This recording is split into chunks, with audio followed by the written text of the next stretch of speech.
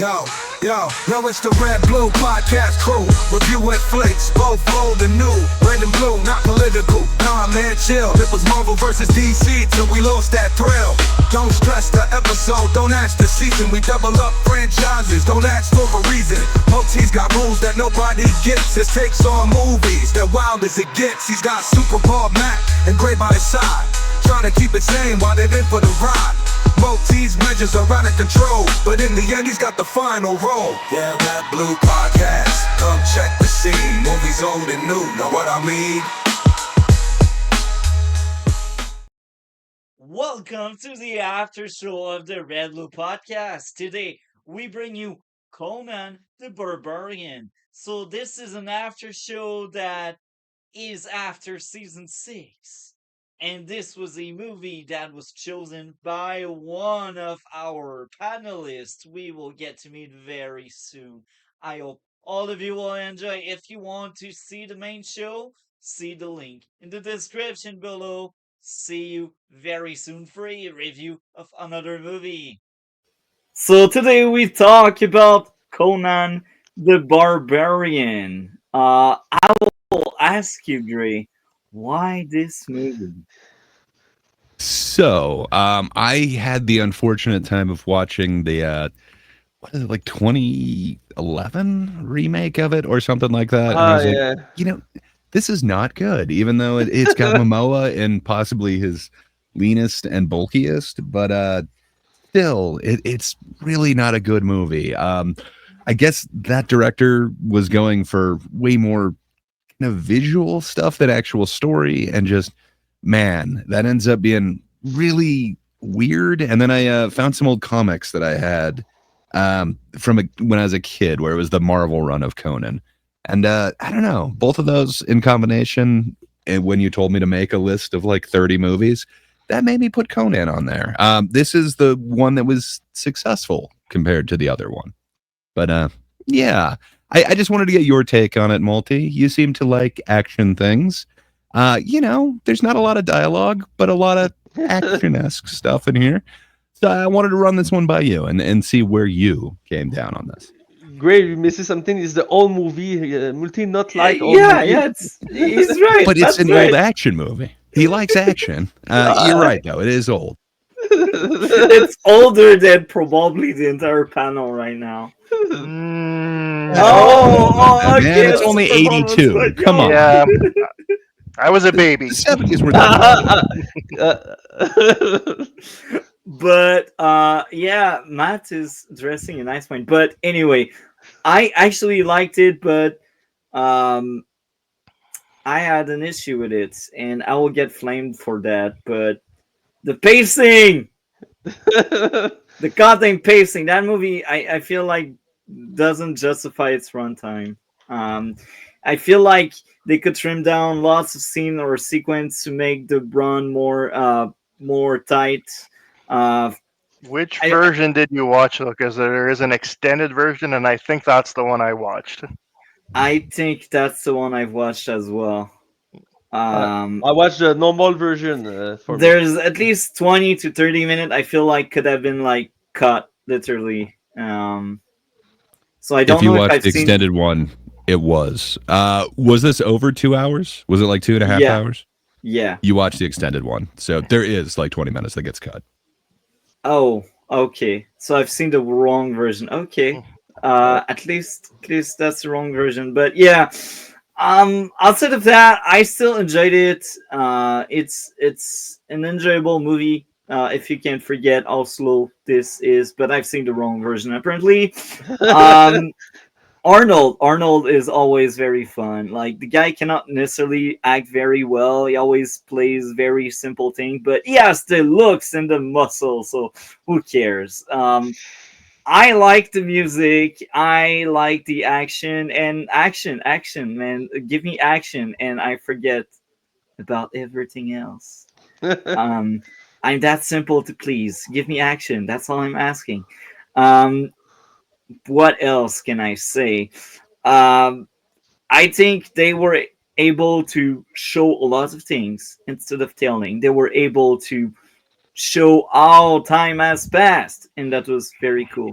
I like that. show me stuff, give me the goods. So I don't have a lot more to say, unfortunately. Again, I enjoyed it, but I don't have a lot to say about that. So I will let Matt talk about Conan the Barbarian. Yeah, so it's the first time to I watch this movie. I know this movie exists. I remember like great talk about the remake of the with Jason Momoa. I recall to see this movie back when he released on cinema. I was like, oh, it's a good action movie with a badass actor. I don't know. Now I know him. Jason Momoa play Aquaman, play Game of Thrones, etc. But it's not a memorable movie. I remember. I see this movie for one time, but yeah, when I see this version, the original version, the Conan of the Barbarian with Arnold Schwarzenegger, man, this is solid fantasy, medieval fantasy movie. I understand why this movie become a classical for the era. This is the AD, the 1919. Is the first big role for Arnold Schwarzenegger. Before that, he have difficulty to start his career, and when the director Milius find him on a documentary Arnold the Magnifique, he was like, okay, this man is Conan for me. I need to take this guy in my movie. And the producer don't want him because Arnold Schwarzenegger is not American. He have a big accent. This name is not easy to pronounce. But the director fight for this choice, and he gain to choose Arnold, and I think is perfect for the role. He had the shape, the presence. He don't talk much in this movie, but with his eyes, with this the shape, the way he act, he is Conan. He is a great hero, and with the soundtrack behind him, the character is so epic to follow, and the universe is so beautiful, so perfect craft. All the movie is real. Is was shoot in Spain with the real will well sorry will decor will well Scenery, Background, background scenery. scenery. the scenery, yeah. All of the movie is real. Is the kind of movie not see anymore in the Hollywood today, because in the time all with craft real, all the actor figurines, all the or air Extras. extra. You have like 1,000 extra in this movie. Is not CGI. Is all real, and the fight and the blood, all everything is so intense. It's so well done. It's a good movie. I don't think for me is a classic, but I understand why. I had some issue with this movie, like you see the pacing. I see the normal version, but in the normal version, I feel the movie need more dialogue, more Character buildup. yeah, character build up, more context of the universe. I know the music, the emotion, all work well done, but I feel missing some little. It's not a big issue, but it's an issue for me that I can enjoy totally this movie for that. But man, is I understand why this movie make the career, make the legend of Arnold Schwarzenegger, the start of the legend of Arnold Schwarzenegger. Is the role is this role is the movie is solid, and I understand why after this movie Arnold start a big career in Hollywood. This movie is so interesting to see.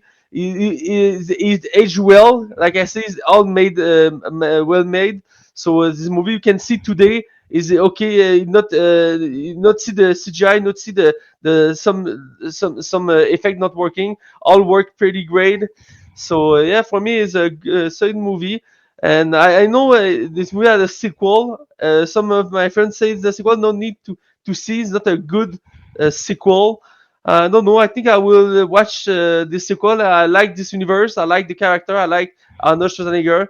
So I think maybe in 1 week or so I will watch the sequel, Conan the Destroyer. I think just for see Conan again with Arnold Schwarzenegger.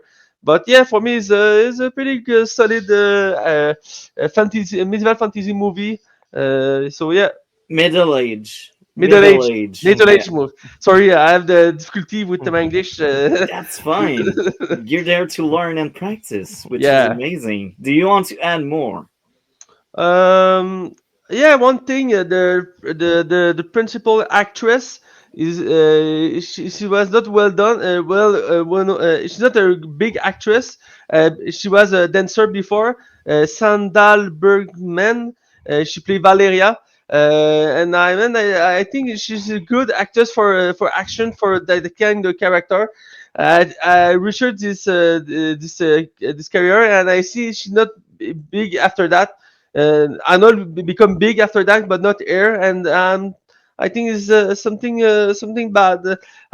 Wish to see her in many more movies. She had the charisma, the person to do action, to be side by side with Arnold. This work pretty good for great for me. So yeah. And before I pass on the mic to Superbald, I gotta admit two things I forgot to mention. The death of the villain felt very earned, and that was cool. A cool death at the end. And the other thing is interesting attention to detail, like having animal have human eyes and human having animal eyes. There was a scene like that at some point.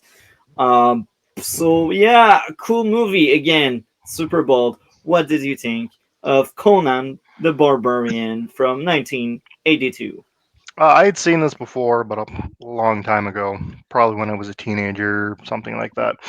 I didn't remember a whole lot about it, just sort of the general story and who was in it, Schwarzenegger and James Earl Jones. Upon rewatching it, thing is, I'm not big on fantasy, but I did enjoy this movie. I don't think it's a great movie, but I did enjoy it. Like I'm not the best audience for it, but it had a lot going for it.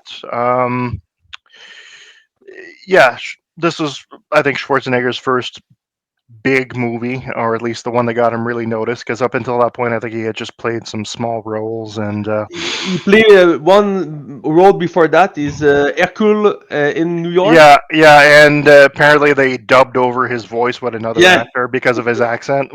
yeah, exactly. So yeah, I think he was just more known in like in the bodybuilding world up until that point. So this definitely launched his career, and yeah, he was definitely the perfect, at least has the perfect physique for the role, and I would say even his limited acting abilities were perfect for the role as well.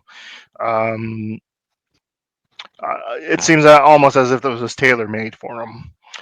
Um, my only real issue with the movie, and I think this has to do with some of the limitations of what they of the time, is the dialogue sounds very canned.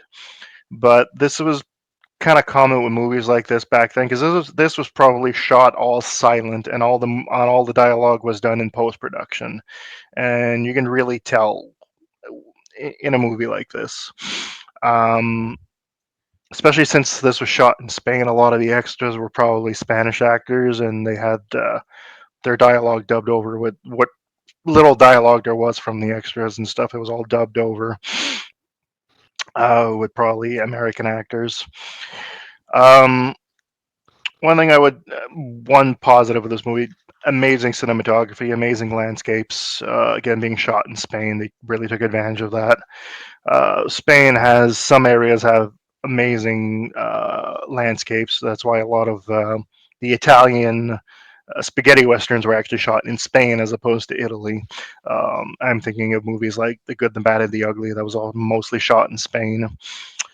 Um,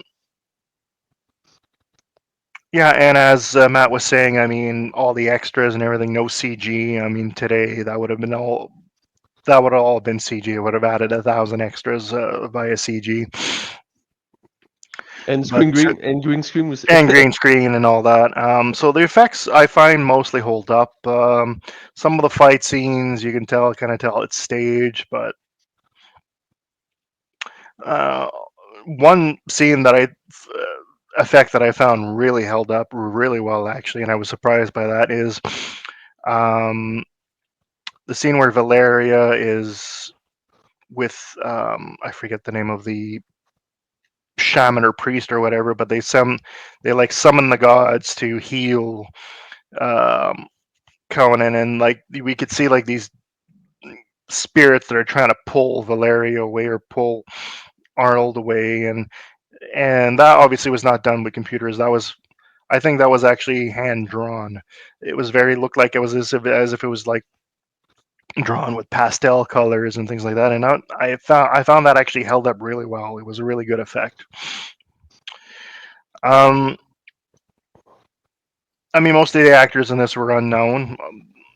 With the most high profile person in this movie was James Earl Jones, and probably also Max von Sydow, who has a very small role in this movie. Um, but I think most of them gave competent performances. I mean, for the type of movie it is, this is a movie that is not high art or highbrow, and it doesn't pretend to be. It knows its audience. Um, the guy who played Suba Tai, I believe this was his first movie. He was actually a surfer, and I think he was just a surfing friend of John Milius, something like that. Um, James Earl Jones, who is a phenomenal actor who sadly passed away a few months ago. As ridiculous or as silly as this movie is, he plays it straight. He always took everything he did, regardless of what it was. He always took it very seriously, and he gave an amazing performance in this.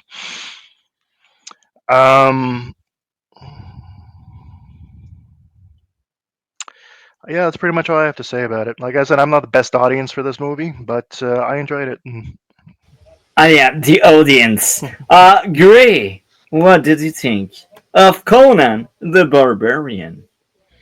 Yeah. So I guess I am kind of the audience for this. I don't know. Like my childhood was a lot of like swords and sorcery. So I was super into like every one of those movies, and there were so many of them in the 80s. But Yeah, I don't know. This one is kind of the pinnacle of it. It has the most iconic cover. I'm sure you guys got to see that cover, but man, that image of Arnold holding up the sword while Valeria's kind of grabbing his leg.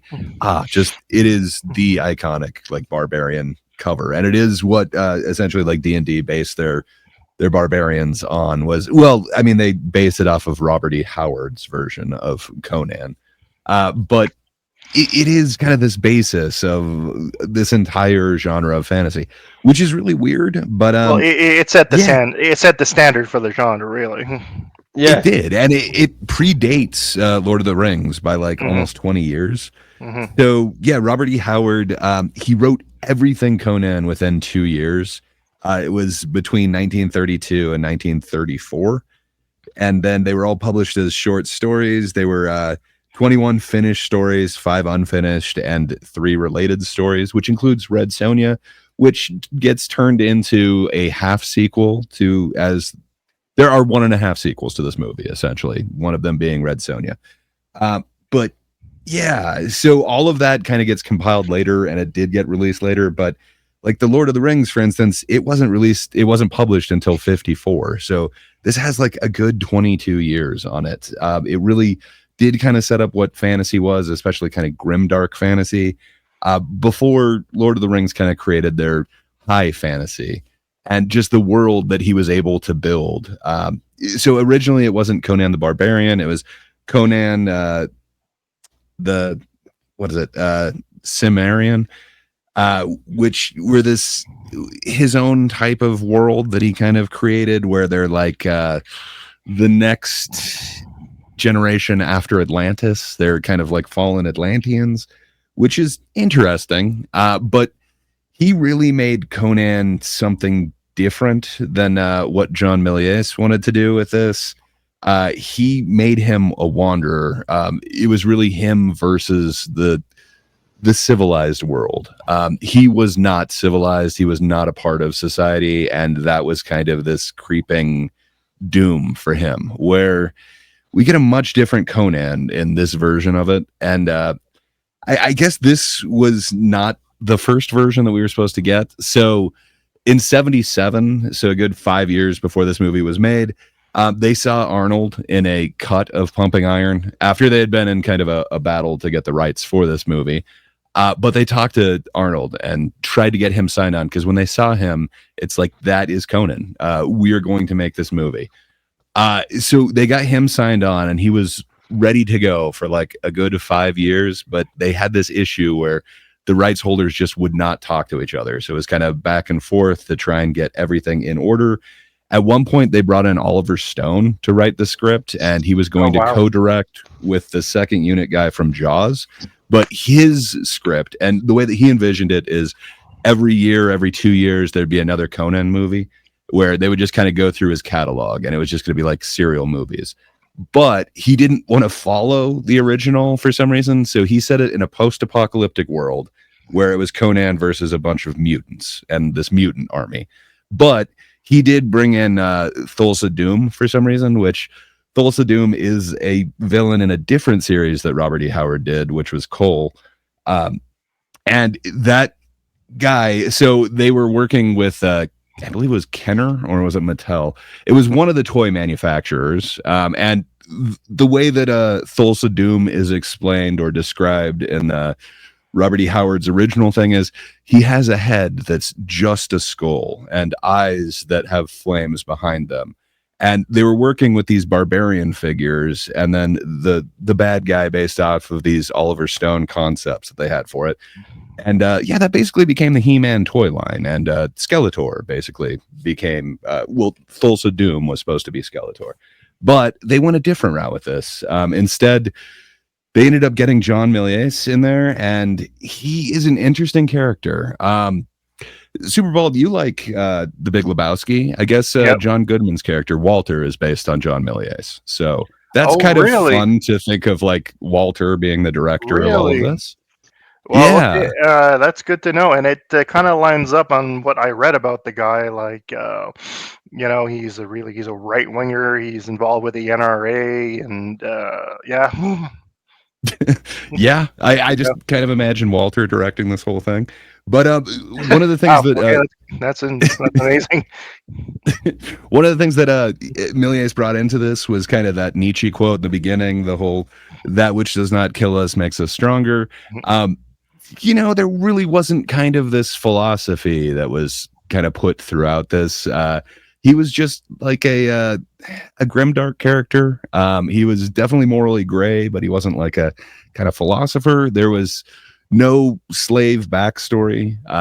He was literally born in the wild, where a lot of the contention that a lot of people who like Robert Howard's stories have with this is you've essentially civilized him and you've given him this revenge plot, which wasn't there before.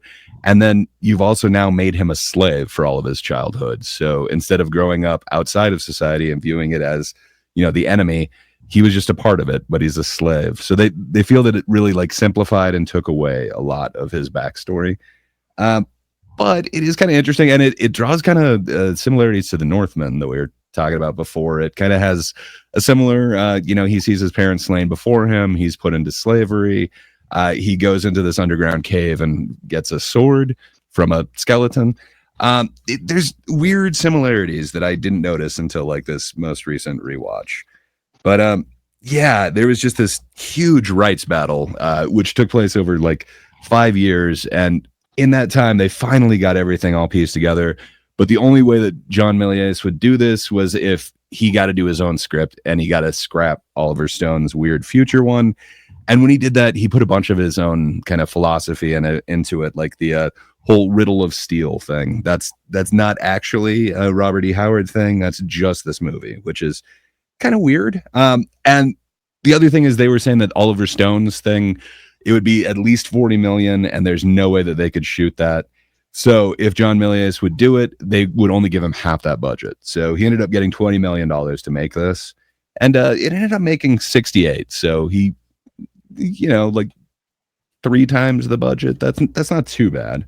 It was considered a success, so it did get lined up for sequels, but John Milius did not come back for the sequels. Instead, Dino De Laurentiis, who was the company that ended up producing it, They still had the rights to it. So even though he wasn't willing to go for a second one and he wasn't willing to write a script, they decided to go into production with it. And then they thought a few issues with the first one is it was too violent. It wasn't family friendly enough. So they kind of went a different route with the sequel, and it was not as successful. Sounds It's not exactly terrible. a family film. I don't It's want not to see terrible. the There's a lot of sequel. people that like it more because it is a little bit more based on like the original stories. So they view it as like a truer one than Miliace's one. But as Superbald was saying, like it just man, and Matt, the fact that they were on these locations and then they got such beautiful shots, like it is an amazing world that they're able to capture with this. Like it doesn't feel small and on studio backlots or with matte paintings. Like it really feels like this is an actual world that they're going to, which is really awesome. They really kind of completed that, which really kind of added to this whole swords and sorcery thing.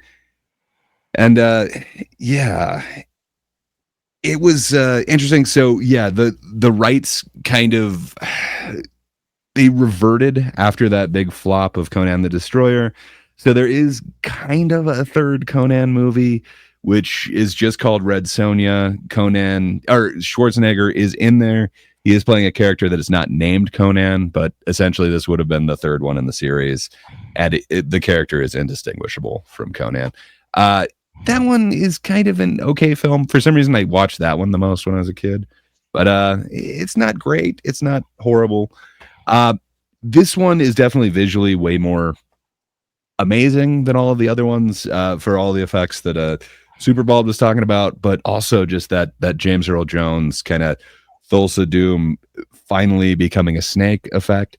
They just made this amazing mask of James Earl Jones and then basically just had this giant snake face that they just kind of smashed into the back of it. And it made a very convincing man morphing into snake effect. I really dug that one. But Matt was talking about Sandahl Bergman, who played Valeria.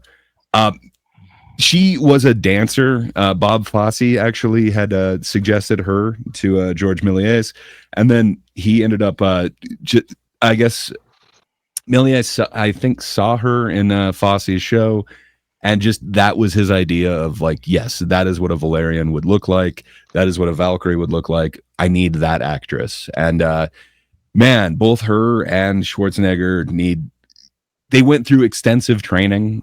So they went through like a 6-month boot camp of how to use swords, how to ride horses, stuff like that. But on top of that, they didn't have any stunt actors that looked like either of them. So they had to do their own stunts in all of these. And Sandahl Bergman almost lost a finger because an extra, instead of parrying a move, did like a swipe with one of the swords and just almost took off your finger completely. And then Schwarzenegger got like countless stitches. The wolves that were chasing him, one ended up getting him, and then another one ended up getting him to fall off that giant rock structure, and then he had to get a whole bunch of stitches on his back. So they got like extensive injuries on this set, and they were doing all of their own stunts, which is kind of awesome. But yeah, they just knew that they needed Schwarzenegger for this, but he wasn't quite right. They didn't think that he was athletic enough to pull off the Conan thing. So they made him lose. He was too bulky. He was Mr. Olympia at the time. And, Conan, he could at least swing his either axe or sword fully. His lats aren't going to get in the way of him bringing his arm back. So they made him lose 30 pounds of muscle and be a little bit leaner. So this is a lean Arnold that we're seeing here. But yeah, they did like extensive training, and then Schwarzenegger was supposed to be the actual narrator of this entire film. So he was supposed to have a few more lines, but his accent was way too thick to understand. So they instead decided to go with Mako, the amazing actor who plays the sorcerer.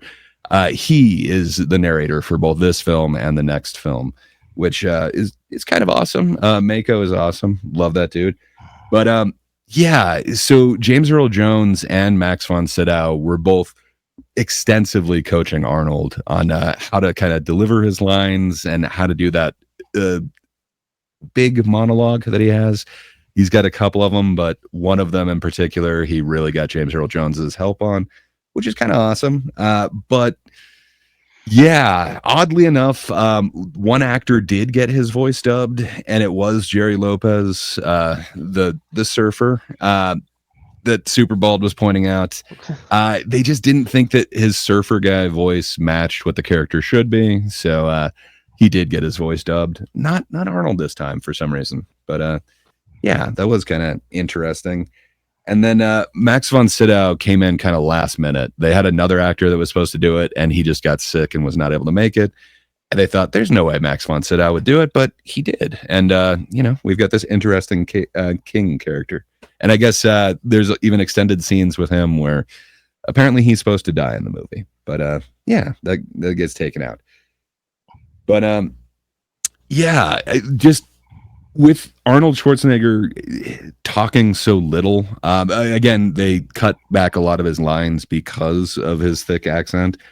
But with that and the score that Basil Posadoris does, it's just, man, it's almost like a cinematic opera. It is just an amazing, amazing score that just, I think at one point they have 21 French horns for one part of it, but just, it is epic sword and sorcery music. Like, to me, this is kind of the music that I think of when I want to think of like a grim dark fantasy setting. And it is just an amazing score. I got to be honest, I've listened to this one quite a few times in the last week. I really dig this score. And one of the weird things about it is usually you have like the composer come in and actually write the music after you have some scenes finished. Milius didn't want to do that. He wanted to inspire the actors on the scene, so he actually made him write a bunch of these themes before they had even shot like a single frame, and then he wanted to play it on set to kind of inspire them. And man, this is an awesome score to I can see that, it would be inspiring to me, but yeah, it is kind of amazing. And then there is one other actor that I kind of wanted to point out. I do not remember the actual actor's name. The character that he plays is Thorgrim, though. He's the dude who gets the spike in his chest. Did that guy look familiar to you, Superbald? I think you might recognize him in one of his other roles. He did look familiar, yes. So I just couldn't place him, though. He's LaFleur in Mallrats. He's the security guard. But really, yeah, it took me so long to figure it out. It's like, why does that guy look so familiar? And then it's like, oh, that's LaFleur. But yeah, Sven-Ole Thorsen as Thorgrim. Sorry, Sven-Ole Thorsen was the dude's name. But yeah, that dude is awesome. And then we get to the riddle of steel. I got a question for you, Malty. Did you understand the riddle of steel? Do you have a solution to it? I will be honest. If you were to go before Crom, would he laugh at you? Probably, because I can't remember what you refer to. I will be honest. It's the mystery of the movie. I've seen the movie like 3 months ago, I think. What? It's far. And it hasn't stuck with you? No. Do you even know what's the line? What is best in life? Is it? I don't remember the first part. It's something about crushing your enemies, but the last line. Yeah, is I remember lamentation Arnold of the big women arms swinging sword around and slaying people. So you don't remember what is best? It is to crush your enemies, to see them driven before you, and to hear the lamentations of their women. It is great, Multi. Come on. It's got a lot of quotable lines for there being so few in there. Also, the whole mystery of, the riddle of steel.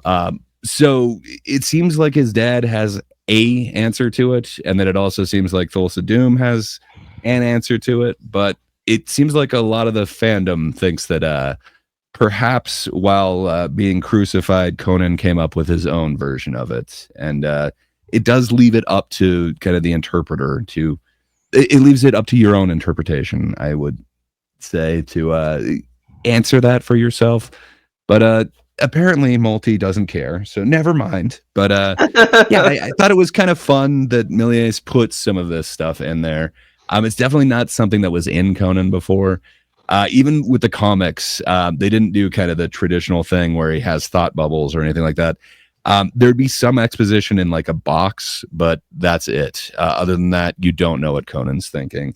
He is kind of that blank slate, and that is kind of what you get out of this. So there's aspects of it that I really like, especially the score, and then it made Arnold a household name, which that's a hard name to make a household name. So hell yeah, it had some staying power, and then it made him the highest priced action star of the '80s, where for this one, he got paid essentially $250,000, and then that locked him in for like 5 years, and then he could not do any other sword and sorcery movies at all during the entire either before or after this. And then eventually that did expire once they lost the rights. But yeah, it is kind of interesting. It did lock in his career, but he went through a lot for this and didn't get paid quite as much as you'd think. But I don't know. it's still It like seems like it's worth it. 1982. So if you translate that to inflation and all of the bad stuff, it's a lot more. But you're right. It's Well, he was a kinda- millionaire before that. Yeah. He was a real estate mogul on top of winning Mr. Olympia like 5 times or something like that. But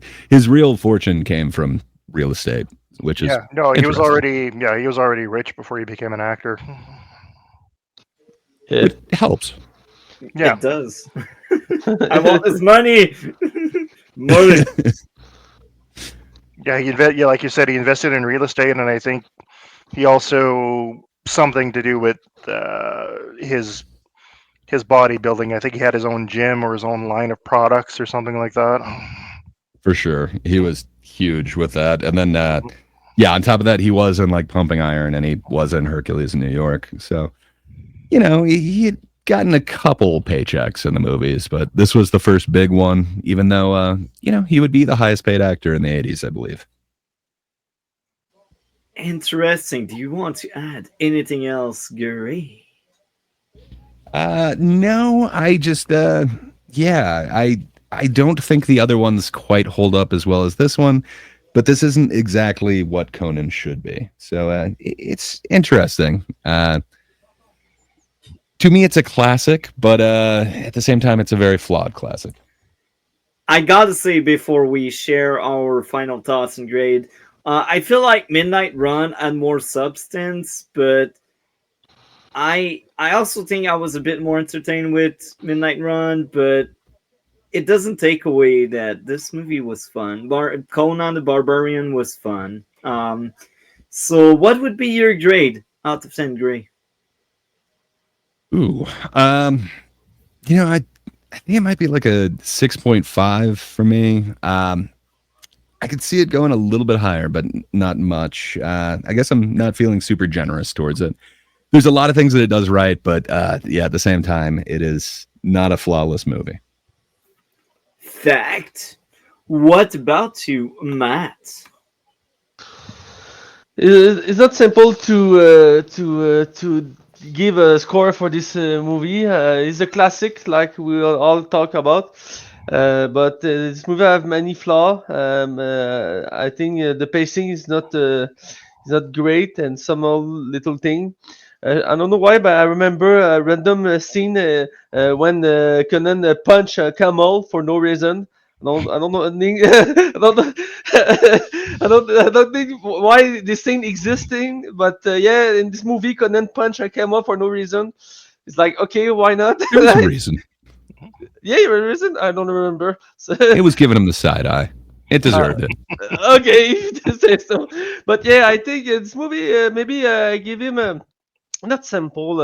I don't want to hurt a fan of this movie, but for me, it's like a set point. Maybe set 7. point 7. So yes, 7 point. Maybe 8, 9 of 10. Okay, well, who cares about the fan? No, I'm joking. So 7.8, 7.9, something like that, you said? Yeah, yeah. Okay. What about you, Superbald?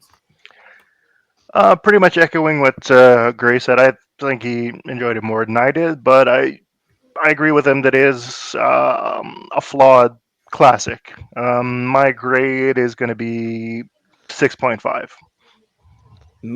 I will sound as crazy as ever. No, we're used to Uh, it. We're used to it. yeah, 9.7 because my only issue was spacing. And again, it doesn't bother me that much because Why like is I it was entertained point by three story. for pacing now? Because it's one issue. Does that make sense, Gray? Not Is it? right The Yeah, for first the. issue is point three. point three removed for every issue. No, first issue is point three, second issue is point two, and then from Okay, the it's a sliding scale. Okay, yeah, and on the third issue and upward, it's point five each issue. So if I would have a third oh, issue, it's that not a would be a sliding scale. 9. It has peaks and valleys. Okay, Yeah, yeah, exactly. You got it. so it makes no So sense. I liked a lot that movie, and that was a fun one. Any closing thoughts, anyone? Not Uh, really. yeah. There was a lot of weird animal work in this one, including the weird crucifixion scene where there's all these buzzards around him. I guess in the behind the scenes doc, he kind of talks about they were really trying to take care of the animals. Every hour they had to switch out which vultures were out, and then they'd bring in like 7 new ones. He didn't get that treatment. They were just afraid that the birds might be in the sun too long, but Arnold had to stay out there, and they built that tree on this platform that kind of rotated so that they could always get the sun at the right angle for to be on him to get the lighting the same. But when they show that vulture is attacking him and it's kind of eating him, and then he has to bite into it, there's 2 different reports. One is that it's a mechanical one, and then his report, if you listen to like his interview on the thing, is that it's actually just a recently deceased for some reason this vulture was recently deceased, and he had to bite into it, and then immediately once the take was done, the like med team would run in and have him like wash out his mouth so he didn't get some disease from biting this carrion.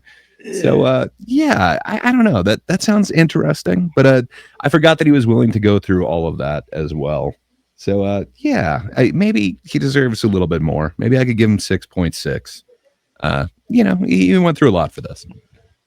He deserves the fame. He deserves the name. And with this, we are out.